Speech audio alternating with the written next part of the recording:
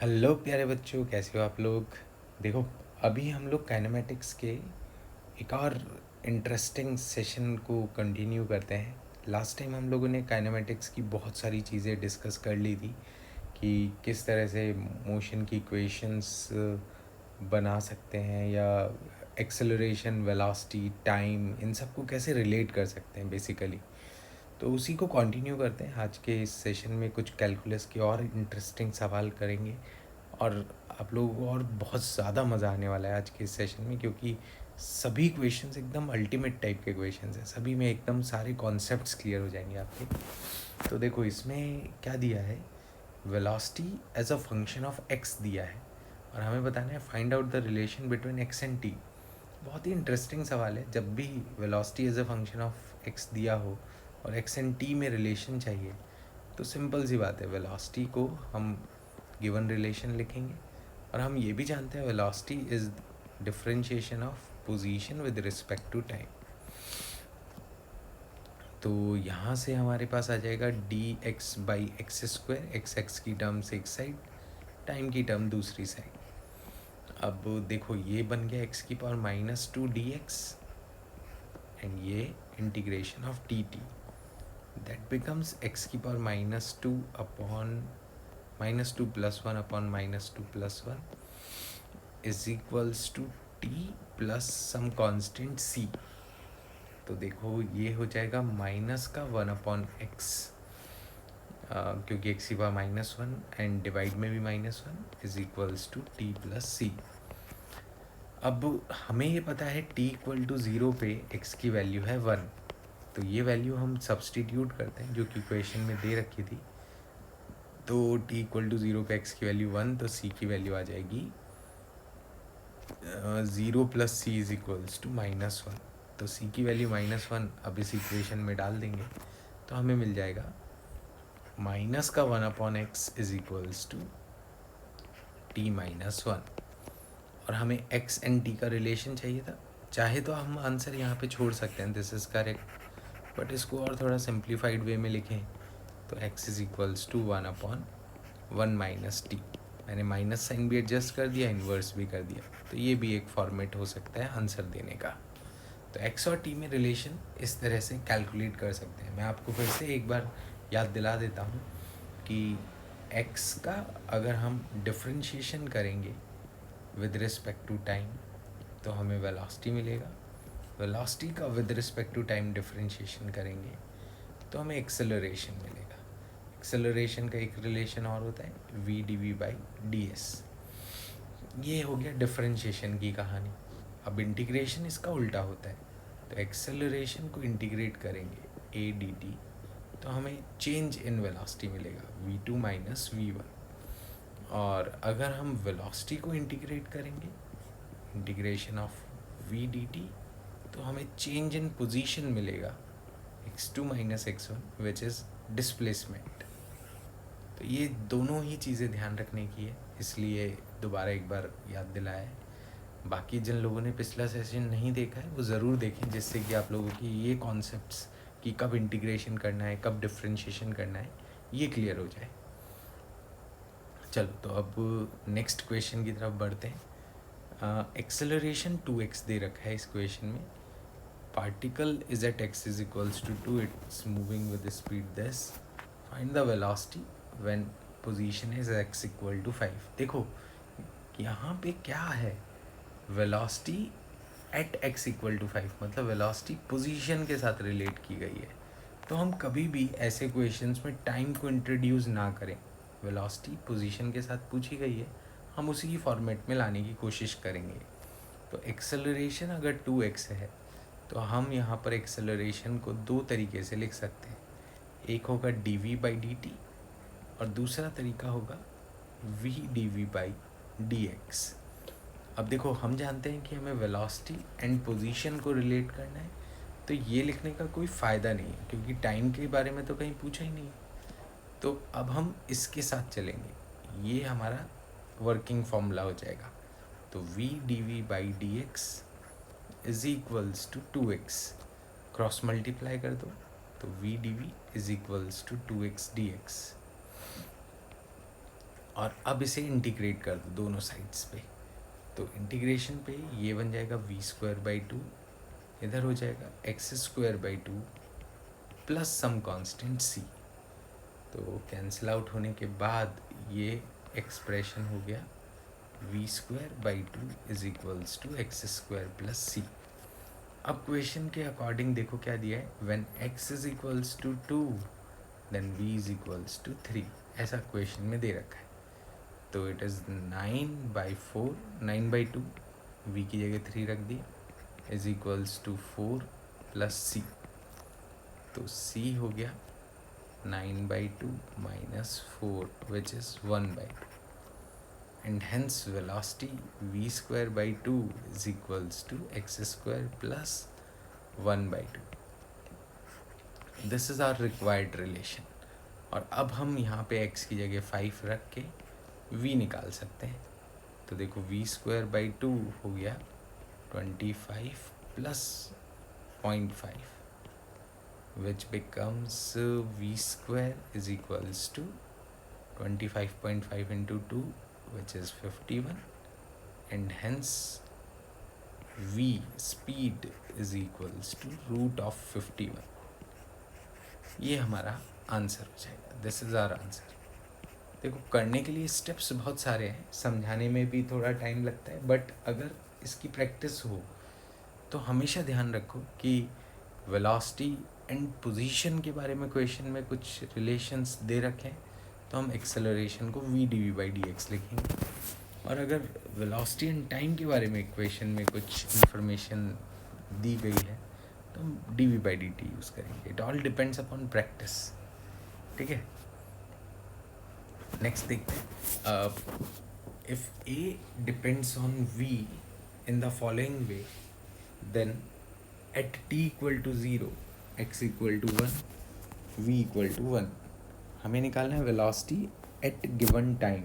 अब देखो velocity time के साथ निकालना है, तो अब हम इसको टाइम की फॉर्म में सॉल्व करेंगे। तो हमें दिया है a is equals to v, हम टाइम की फॉर्म में करेंगे इसलिए मैं a को लिख सकता हूँ dv/dt is equals to v। यहाँ से हमारे पास बन जाएगा dv/v is equals to dt, and integrate both sides, it will become ln of v is equals to t plus c। ये हमारे पास रिलेशन है। हमेशा याद रखना c लगाना मत भूल जाना, that is very important part for any integration. अब अगर ये आ गया तो क्वेश्चन में क्या दिया है देखो, t equal to 0, x is equals to 1। अब यहाँ क्वेश्चन में तो कहीं v और t का नाम ही नहीं है, तो अब क्या गड़बड़ करें। तो अब हम ऐसा कर सकते हैं कि एक नए मेथड, नए अप्रोच से स्टार्ट करें। यहाँ पर इससे हमें सक्सेस नहीं मिली क्योंकि हमें टाइम के बारे में नहीं पता है। इनिशियल वैल्यू कैलकुलेट करने के हिसाब से तो हम यहाँ पे ऐसा कर सकते हैं, v dv/dx is equals to v, ये कर सकते हैं यहाँ पर। अब v से v cancel, dv is equals to dx आ गया। इंटीग्रेट कर दो इनको तो ये बन जाएगा v is equals to x plus c। अब देखो x equal to 1, t equal to 0 and v equal to 1 metre per second. मतलब मैं x को अगर 1 रखूँगा, v को 1 रखूँगा, तो मेरे पास t की वैल्यू 0 होगी वहाँ पर। अब देखना इस इक्वेशन से अगर मैं देखना चाहूँ तो x को 1 और v को 1 रखेंगे तो c 0 आ जाएगा। कैसे, 1 is equals to 1 plus c, तो c तो 0 आ गया। तो हमारी v और x का रिलेशन मिल गया हमें, v is equals to x। अब दूसरी चीज़ यहाँ पे देखें कि t इक्वल टू 0 पे v इक्वल टू 1 है, तो t इक्वल टू 0 डाला तो v इक्वल टू बन जाएगा ln1 is equals to 0 plus c। तो c भी 0, यहाँ पर भी c 0, वहाँ पर भी c 0। तो हमारे पास यहाँ इक्वेशन बन गई ln v is equals to t। ठीक है, अब हमें कैलकुलेट करना है velocity at t equal to 2। तो देखो t इक्वल टू 2 पुट करें तो ln v is equals to 2। तो v बन गया e की पावर 2, एक्सपोनेंट लगा दिया इसमें। ये ए पार्ट ए, ये पूरा हमने अच्छे से एनालाइज कर लिया। अब पार्ट बी में पूछा है find the velocity at x equal to 3। तो ये रिलेशन है हमारे पास, इधर x इक्वल टू 3, तो velocity v is equals to 3 metre per second. तो दिस इज पार्ट बी। बहुत ही सिंपल, मतलब इंटीग्रेशन करके हम बस ये देख लें कि टाइम की फॉर्म में डेटा दिया या पोजीशन की फॉर्म में। यहाँ पे दोनों की फॉर्म में दे रखा था तो 2 आंसर पूछे थे। तो आई होप सभी को यहाँ तक सब समझ में आ गया होगा। चलो इसी सीक्वेंस में नेक्स्ट क्वेश्चन ट्राई करते हैं। इसमें दिया है acceleration of particle which depends upon time is given by following function. Find out the displacement of the particle at t equal to 3 second. ठीक है, तो हम यहाँ पर एक्सेलरेशन को dv/dt लिख सकते हैं विच इज़ 2t + 1।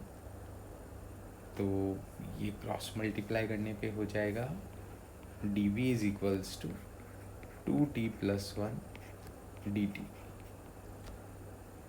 दोनों साइड इंटीग्रेट कर देंगे अब हम, तो ये बन जाएगा v is equals to integration of 2t is 2t² / 2 + 1 is t plus some constant c। हमेशा याद रखना, this is the most important part, इसको कभी नहीं भूलना है, प्लस c ज़रूर लगाना है। तो अब हमारे पास ये वेलोसिटी का एक्सप्रेशन तो कुछ आ गया है। अब देखो आगे क्या दिया है, t इक्वल टू 0 पे x इक्वल टू 1 है और वेलोसिटी की वैल्यू 2 है। तो t इक्वल टू 0 पे अगर हम देखें वेलोसिटी की वैल्यू 2, तो c की वैल्यू भी 2 ही आ जाएगी, क्योंकि t इक्वल टू 0 हमें इस इक्वेशन में डालना होगा।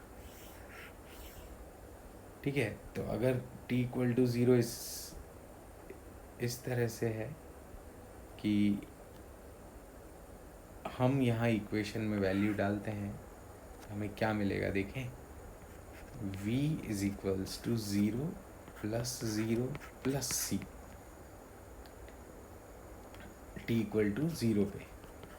तो इससे हमारे पास v की वैल्यू सब्सटीट्यूट करें तो 0 + c बन गया, तो c की वैल्यू आ गई 2। ठीक है, c की वैल्यू 2 आ गई, तो अब हमारे पास एक्सप्रेशन और सिंप्लीफाइड हो गया कि हमें जो निकालना था वो क्या है। हमें जो निकालना था वो है, नेक्स्ट पेज पे बताता हूँ, v is equals to t² and plus t plus c is constant which comes out 2। ये मिल गया हमें बताना है displacement at t equal to 3 second पे कितना होगा। तो देखो इसको डिस्प्लेसमेंट तक लेके जाना होगा, एक और बार इंटीग्रेट करेंगे, dx/dt is equals to t² + t + 2। तो dx की वैल्यू हो गई t³ + t² + 2t + c, है ना। मैंने इंटीग्रेट कर दिया दोनों साइड इंटीग्रेट करेंगे तो यहाँ पर आ जाएगा x2 - x1, और राइट साइड में ये इंटीग्रेशन के बाद बन जाएगा, ये एक्सप्रेशन हमारे पास आया। अब देखो आगे क्या दिया है, t इक्वल टू 0 पे x इक्वल टू 1 है, मतलब according to them t equal to 0 पे पोजीशन x की वैल्यू 1 होगी। तो अब हम ऐसा कर सकते हैं कि x2 - x1 में x1 इनिशियल पोजीशन हो जाएगी, x2 फाइनल पोजीशन। तो x2 माइनस x1 में हम यहाँ पर इनिशियल पोजीशन 1 रख देते हैं। टी क्यूब सभी जगह टी की जगह 0 आ जाएगा प्लस c, ये कंडीशन बनी। अब यहाँ पे हमें दे रखा है कि t इक्वल टू 0 पे x इक्वल टू 1 है। अच्छा, यहाँ पर देखो एक चीज़ और है कि जब पोजीशन की फॉर्म में ही हमें इंटीग्रेट करना है तो यहाँ पर सीधा सीधा x ही लिखें, dx का इंटीग्रेशन x। और क्योंकि यहाँ पर ये x आएगा फिर हम इससे c निकाल लेंगे। तो देखो t इक्वल टू 0 पे x इक्वल टू 1 है, at t equal to 0 x is equals to 1। तो यहाँ से c की वैल्यू 1 आ रही है और पोजीशन की वैल्यू आ रही है T cube plus T square plus 2t plus 1। ये हमारे पास पोजीशन, ठीक है। अब हमें क्या निकालना था, पोजीशन t इक्वल टू 3 पे निकालते हैं, फिर डिस्प्लेसमेंट निकाल लेंगे। तो at t equal to 3 x हो गया 3 की पावर 3 प्लस 3 की power 2 plus 2 into 3 plus 1, that is 27 plus 9 plus 6 plus 1, it is 36 plus 6 42 and 1 43। मतलब ये हुआ कि x इक्वल टू 3 पे इस पार्टिकल की position x is equals to 43 है, t इक्वल टू 3 पे। अब अगर हम नंबर लाइन ड्रॉ करेंगे ना तो ये ऐसा है, t इक्वल टू 0 पे its position is 1। Now at t equal to 3 its position is 43, so it means कि इसका डिस्प्लेसमेंट कितना हुआ 43। तो answer will be displacement is equals to 43। ठीक है, ये यहाँ से हम डिस्प्लेसमेंट निकालना है ना, सॉरी यहाँ पर डिस्प्लेसमेंट चाहिए तो 43 minus 1 it becomes 42। Displacement means change in position, मैंने फाइनल पोजीशन को आंसर मान लिया। तो यहाँ पर change in position displacement will be 42 units का डिस्प्लेसमेंट होगा। और वो कैसे निकाला, देखो पहले वेलोसिटी कैलकुलेट करो, वेलोसिटी आएगी, वेलोसिटी को इंटीग्रेट करोगे पोजीशन आएगा, हर जगह इनिशियल वैल्यूज़ दे रखी होंगी जिससे c आ जाएगा। और एक बार पोजीशन आ गया तो इनिशियल पोजीशन हमें पता है t इक्वल टू 0 पे इट्स 1 एंड फाइनल पोजीशन हमें निकालनी है t इक्वल टू 3 पे। डिफरेंस ले लो तो डिस्प्लेसमेंट बन जाता है। तो x फाइनल जो पोजीशन आई वो हमारी आई 43, इनिशियल पोजीशन थी 1 एंड डिस्प्लेसमेंट इज़ 43 माइनस 1 42। तो आई होप बच्चों आप लोगों को यहाँ तक सब कुछ बहुत अच्छे से समझ में आ गया होगा। अब हम हमारे नेक्स्ट अपकमिंग सेशन में आप लोगों को ये सिखाएंगे कि काइनेमेटिक्स की इक्वेशन कब अप्लाई कर सकते हैं, कैसे वो डिराइव की जाती है, and so many examples, interesting examples on it. Thank you so much for watching this session. और आप में से जिन लोगों ने अभी तक सब्सक्राइब नहीं किया है तो प्लीज़ सब्सक्राइब कर लीजिए, जिससे कि मैक्सिमम आपको इस चीज़ का बेनिफिट मिल पाए। Thank you so much.